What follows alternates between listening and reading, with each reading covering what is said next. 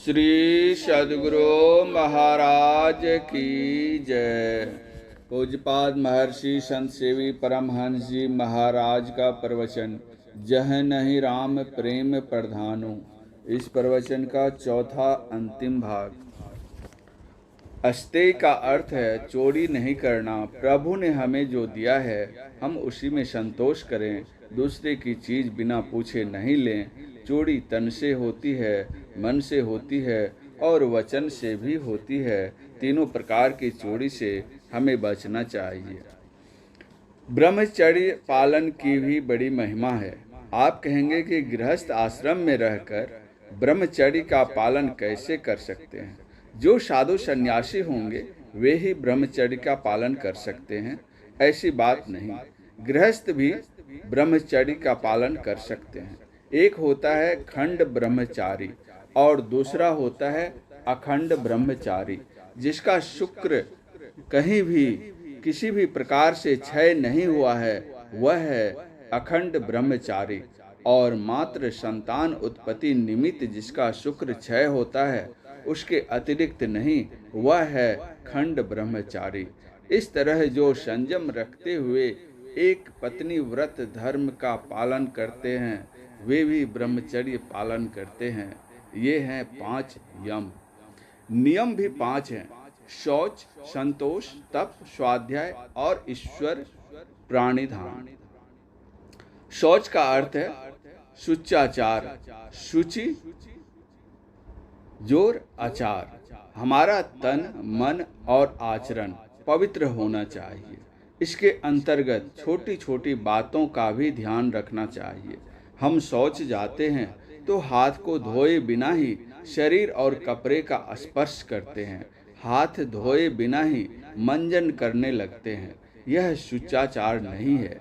शौच जाकर जब तक हाथ धोए नहीं और काम नहीं करें, लोग घर की सफाई करते हैं और कचरे को घर के अगल बगल या सड़क पर डाल देते हैं, यह भी ठीक नहीं है।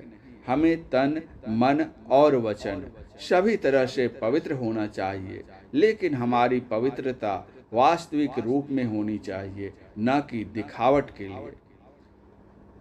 एक पंडित जी थे। वे किसी दूसरे की बनाई हुई रसोई नहीं खाते थे, स्वपाकी थे। भोजन की सारी चीजें एकत्रित कर लेते थे, तब चौका लगाते थे। उसमें दूसरा कोई व्यक्ति नहीं जा सकता था। वे दाहिने हाथ से ही रसोई बनाते थे। रसोई बनाते समय बाएं हाथ को चौके से बाहर रखते थे। एक बार संजोग से एक यजमान के यहाँ पहुँच गए। यजमान ने चौका लगा दिया और जितनी सामग्री थी सब लाकर उनके पास रख दी। वे रसोई बनाने लग गए। उन्होंने अपना बायां हाथ चौका से बाहर निकाल रखा था। केवल दाहिने हाथ से ही सब चीजों को उलट पुलट कर रहे थे। उस यजमान ने पूछा, पंडित जी, आप एक ही हाथ से काम कर रहे हैं और बाएं हाथ को बाहर रखे हुए हैं, ऐसा क्यों? पंडित जी बिगड़ गए और कहने लगे, तू क्या जानेगा बायां हाथ क्यों बाहर रखा हुआ है? जानते नहीं बायां हाथ कहाँ कहाँ जाता है? यजमान बोले, पंडित जी, बायां हाथ जहाँ जहाँ जाता है वे तो चौके पर ही है। बेचारे बाएं हाथ ने क्या बिगाड़ा है? पंडित जी लज्जित हो गए। यह दिखावटी शिष्टाचार है, पवित्रता का दिखावा मात्र है। संतोष का अर्थ है जो हमारी कमाई है हम उसी में संतुष्ट रहें। कबीर साहब ने कहा है, साईं इतना दीजिए जामे कुटुंब समाए, मैं भी भूखा ना रहूं साधु ना भूखा जाए। कबीर साईं मुझको सूखी रोटी दे, चुपड़ी मांगत मैं डरूं रूखी छीन न ले। साधु को तो संतोषी होना ही चाहिए, गृहस्थों को भी संतोषी होना चाहिए। कबीर चाले हाट को कहे न कोई पतियाए, 5 टके का 2 पटा 7 टके को जाए। कबीर साहब करघे का ताना बाना का काम क्या करते थे, उसी से वे अपना जीवन यापन करते थे। रविदास जी एक संत हुए। वे जूता बनाते और बेचते थे। एक बार उनके घर भगवान आ गए। उनके घर की छावनी से पानी चू रहा था। भगवान को दया आ गई। उन्होंने कहा, रविदास, अरे इस टूटी सी झोपड़ी में क्यों रहते हो? यह लो, मैं पारस देता हूँ। जिस लोहे से लगाओगे सोना हो जाएगा। खूब बढ़िया घर बना लेना और सुख से रहना, उसमें बैठकर भजन करना। यदि तुमको इस पारस पर विश्वास नहीं होता है तो लाओ, मैं इसका चमत्कार दिखला देता हूँ। रविदास जी के पास जूते सिलाई करने के जो टकवे थे, उनमें से एक टकवा भगवान को दिया।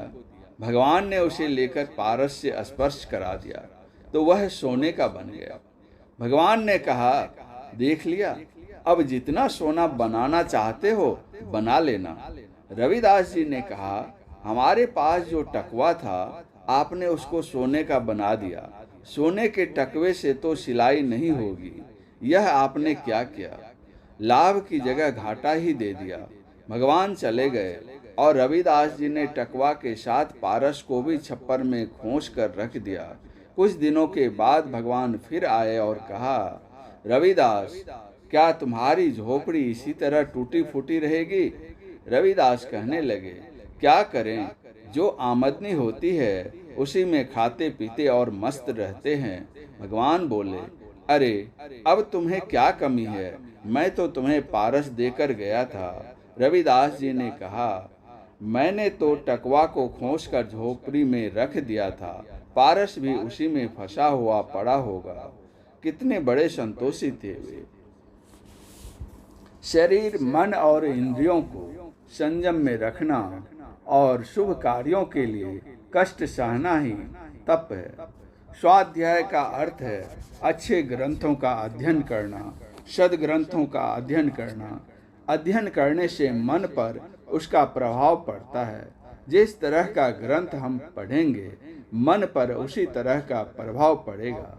सद्ग्रंथों को पढ़ेंगे, सद्विचारों को पढ़ेंगे तो मन पर सद प्रभाव पड़ेगा और हमारा विचार सच्चा और पवित्र होगा। विचार पवित्र होगा तो आचरण भी पवित्र होगा। इसलिए सद्ग्रंथों का स्वाध्याय करना चाहिए। ईश्वर प्रणिधान, ईश्वर में चित्त लगाना, सतत ईश्वर का चिंतन करना चाहिए। काम करते समय भी हम ऐसा कर सकते हैं। जो यम और नियम का पालन करते हैं तो उनकी आसन सिद्धि होती है। आसन सिद्धि का अर्थ है जिस आसन पर बैठ गए तो देर तक अचल और अस्थिर होकर बैठे ही रहेंगे। ऐसा बैठे ही रहें, ऐसा नहीं कि कभी बायां पैर नीचे किया तो कभी दायां पैर, कभी हाथ इधर किया तो कभी उधर। यह आसन सिद्धि नहीं है। इसलिए संत सूरदास जी महाराज ने कहा है, आसन दृढ़ आहार दृढ़, भजन नेम दृढ़ होय, तो प्राणी पावे कछुक, नहीं तो रहे विषय रस मोय। आसन की दृढ़ता चाहिए। बैठे दृढ़ निकले सूत। सूता काटने के लिए बैठिए। जितनी देर बैठेंगे सूता उतना अधिक कटेगा। उसी तरह जितनी अधिक देर तक आप ध्यान करेंगे उतना अधिक आपका आसन बनेगा। जब अधिक देर बैठने की आदत डालेंगे तभी अधिक देर बैठ सकेंगे। प्रयास नहीं करेंगे, आदत नहीं डालेंगे, तब कैसे होगा। आसन सिद्धि का खान पान से भी संबंध है। जैसा हम आहार करेंगे, आहार के साथ हमारा आसन बनेगा। अब देखिए, आप सब दिन अपने घर में सामान्य भोजन करते हैं। सामान्य भोजन करके तो आप रोजगार के लिए जहाँ जाना चाहते हैं चले जाते हैं और वहाँ जाकर काम भी करते हैं। भोजन किया और काम पर चले। लेकिन जब आप बारात में जाते हैं या मेहमानी करने जाते हैं तब आप अनेक प्रकार के भोजन का आनंद लेते हुए खाना खाते चले जाते हैं। तब क्या होता है? तब कोई काम नहीं सूझता। तकिया पर माथा टेक कर लेटने का मन होता है। ऐसा क्यों? खाना तो घर पर भी खाते हैं और खाना वहाँ भी खाए, परंतु भोजन का संतुलन ठीक नहीं रहा। इसलिए गोरखनाथ जी की वाणी में है, धाये ना खाइबा, भूखे ना मरिबा, अहि निशी लेवा ब्रह्म अग्नि का भेवम। आपके अंदर में जो ब्रह्म ज्योति जल रही है, जो प्रकाश हो रहा है, उस प्रकाश को आप कैसे देखेंगे? तो कहते हैं, धाये ना खाइबा, ठूस ठूस कर मत खाओ, और भूखे न मरिबा, भूखे भी मत रहो, तब ब्रह्म ज्योति जगेगी।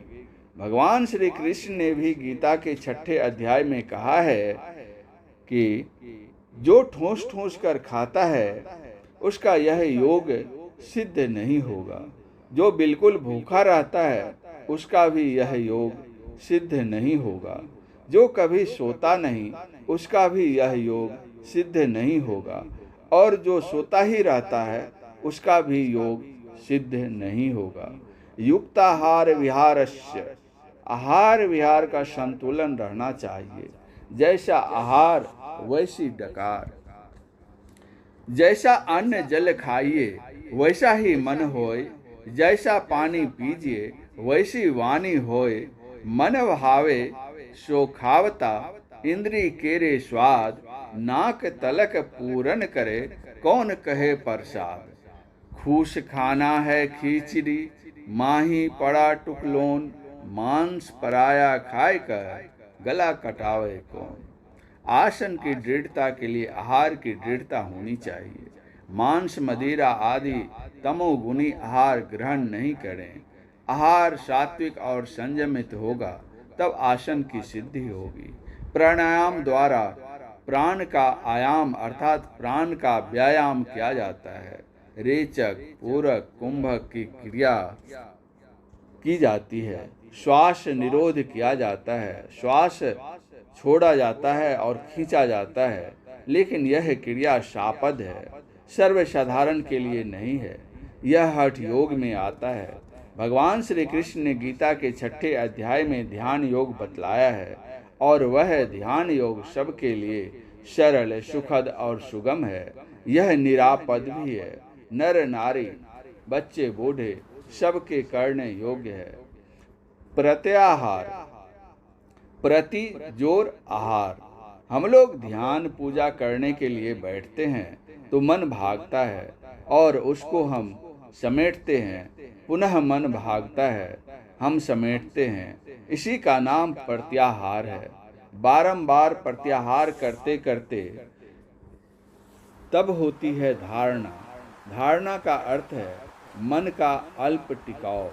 मन भागता है, समेटते हैं, फिर भागता है, समेटते हैं, अल्प टिकता है, फिर भागता है, उसको कहते हैं धारणा। और वही धारणा जब अधिक देर तक होने लग जाती है तब उसकी संज्ञा हो जाती है ध्यान। जीव पीव का एकत्रीकरण हो जाता है, मिलन हो जाता है, तब समाधि लग जाती है। समाधि में बाहर का ज्ञान लुप्त हो जाता है और परमात्मा से एकता हो जाती है। यम, नियम, आसन, प्राणायाम, प्रत्याहार, धारणा, ध्यान और समाधि, ये योग के 8 अंग और ज्ञान के 4 अंग श्रवण, मनन, निधिध्यासन और अनुभव ज्ञान आप लोगों को बतलाया गया। इनका अभ्यास कीजिए, साथ ही जीवन यापन के लिए कुछ न कुछ पवित्र कमाई अवश्य कीजिए। इसी से आपका लोक और परलोक कल्याणमय होगा। महर्षि संतसेवी परमहंस जी महाराज का यह प्रवचन दिनांक 9/1/1998 ईस्वी को नागपुर महाराष्ट्र में प्रातःकालीन सत्संग में हुआ था। श्री सद्गुरु महाराज की जय।